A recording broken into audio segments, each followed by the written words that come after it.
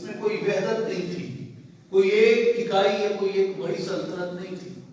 یہ چھوٹے چھوٹے ٹکڑوں میں بٹا ہوا تھا۔ تو جب اس کے والد کا انتقال ہو گیا تو جو جنگ تھی وہ اور زیادہ بڑھ گئی، انتشار اور بڑھ گیا۔ تو کچھ لوگوں کو، یعنی وہاں کے کچھ سرداروں کو، قبائل کے بڑوں کو، بزرگوں کو، ساتھ ساتھ کی حکمرانیوں کو خواب کے اندر یہ بشارت دی گئی کہ تمہارے درمیان ایک نوجوان ہے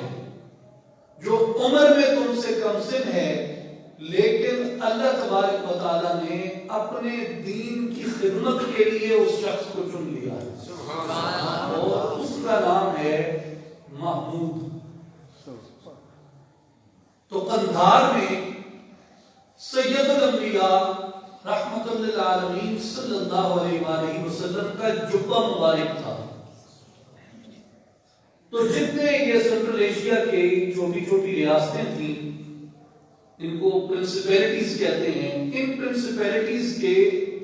جو عمراء تھے، حکمران تھے، وہ سب ایک معین وقت کے اوپر غزنی میں جمع ہوئے، اور آقا پاک صلی اللہ علیہ وآلہ وسلم کا جبہ مبارک جو قندھار میں تھا، وہ جبہ مبارک وہاں پہ لایا گیا،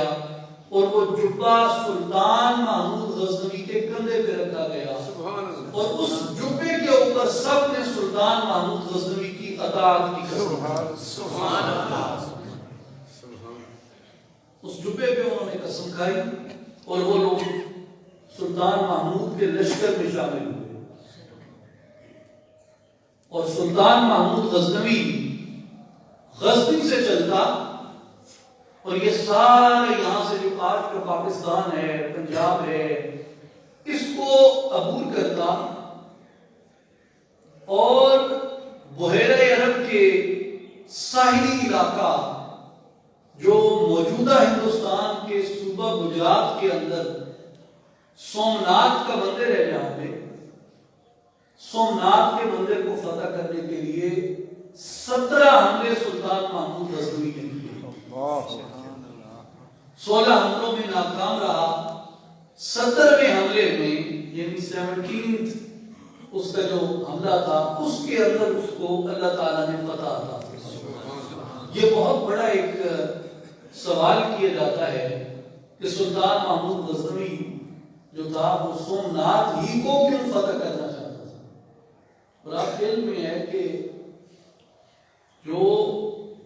ہندو مذہب ہے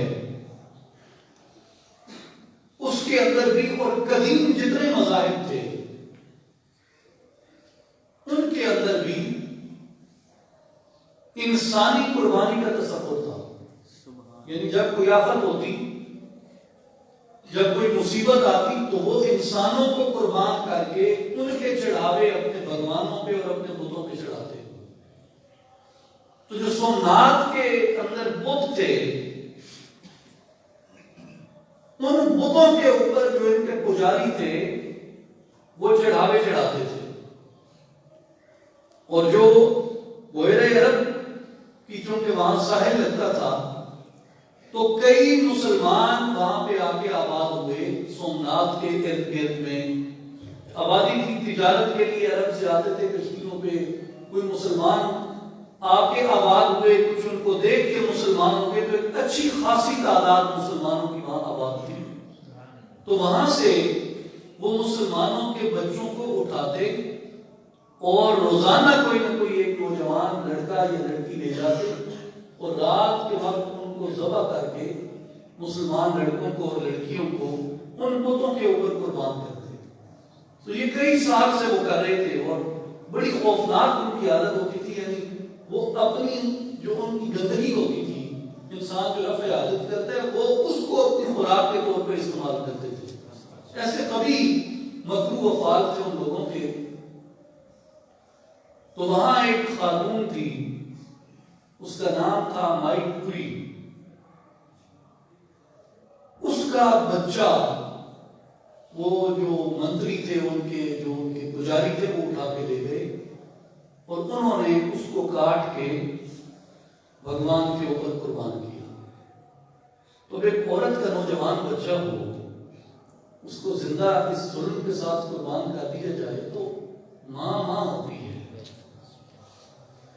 وہ بیچاری پاگل ہو گئی، دیوانی ہو گئی ہے، جنگل میں لے کر کھڑی ہوئی۔ جنگل میں ایک فقیر تھا، مسلمان تھا، حاجی منگرولی شاہ اس کا نام تھا۔ ابھی بھی سومناتھ کے قریب حاجی منگرولی شاہ کا مزار ہے، اور مسلمانوں کے درمیان وہ بڑی ایک مقبول مقام ہے ان کی دعاؤں کے لیے، اولیاء ان کو شمار کیا جاتا ہے۔ وہ حاجی منگرولی کے پاس پہنچی، حاجی منگرولی نے اسے کہا کہ تم کیوں دیوانہ پھرتی ہو؟ خاتون نے کہا کہ میرا بچہ تھا، وہ اٹھا لیا ہے پجاریوں نے، اور اس کو انہوں نے جا کے بتوں کے اوپر چڑھاوا چڑھایا ہے، میرا تو سب کچھ لٹ گیا، میرے بچے کا انتقام کون لے گا؟ کون میری مدد کرے گا؟ اور کون میری جیسی دوسری ماں کی مدد کرے گا، انہیں اس ظلم سے بچائے گا؟ تو حاجی منگرولی نے اس کو کہا تمہاری مدد کرے گا محمود غزنوی۔ تو حاجی منگرولی نے ایک روکا لکھا، اور وہ روکا لکھ کے اس نے مائی پوری کو دیا اور کہا کہ یہ لے جاؤ اور یہ جا کے تم محمود غزنوی کو دے دینا۔ اس مائی نے کہا کہ مجھے تو پتہ ہی نہیں غزنی کہاں ہے، نہ میں کسی محمود نامی آدمی کو جانتی ہوں۔ تو حاجی منگرولی شاہ نے کہا کہ بی بی پریشان ہونے کی بات نہیں، تم آنکھیں بند کرو، میں تمہیں محمود کے دربار میں پہنچا دیتا ہوں۔ تو اس خاتون نے آنکھیں بند کی، حاجی منگرولی نے اس کو کہاں سومناتھ بحیرہ عرب کا ساحل، آنکھیں بند کرتے ہی اس کو اس نے محمود غزنوی کے دربار میں پہنچا دیا۔ یہ اللہ تعالیٰ نے اولیاء کو قدرت بخشی ہوتی ہے، اور اس کا جو جواز ہے وہ سورہ نمل میں سیدنا سلیمان علیہ السلام کا واقعہ ہے کہ ایک ان کے امتی نے ملکہ سبا، ملکہ بلقیس کا تخت آنکھ جھپکنے کی دیر میں اس کے بادشاہت سے اٹھا کے حضرت سلیمان علیہ السلام کے دربار میں پہنچا دیا۔ تو جن کو کتاب کا علم اللہ تعالیٰ عطا کر دیتا ہے ان کو ایسی قدرت بھی عطا کر دیتا ہے، تو اس میں تعجب کی بات نہیں ہوتی۔ اس نے پہنچا دیا، سلطان محمود غزنوی تک یہ روکا پہنچا، اور اس نے جب یہ روکا پوچھا کہ کہاں سے آیا ہے، تو اس نے کہا میں سومناتھ سے آئی ہوں، اور حاجی منگرولی کا سلام ہے، اور یہ اس نے روکا دیا ہے۔ اور روکے میں یہی تھا کہ یہاں رسول اللہ صلی اللہ علیہ وآلہ وسلم کی امت ظلم کا شکار ہے، اور تم اس کی مدد کو آؤ۔ تو سلطان محمود غزنوی نے وہاں سے لشکر تیار کیے، اور وہ سومناتھ کی فتح کے لیے آتا تھا۔ میرے بھائی اور بزرگوں، ہندوستان میں فتح کا پہلا دروازہ محمد بن قاسم نے کھولا، وہ بھی ایک دکھی اور مظلوم عورت کی فریاد پر، اور ہندوستان میں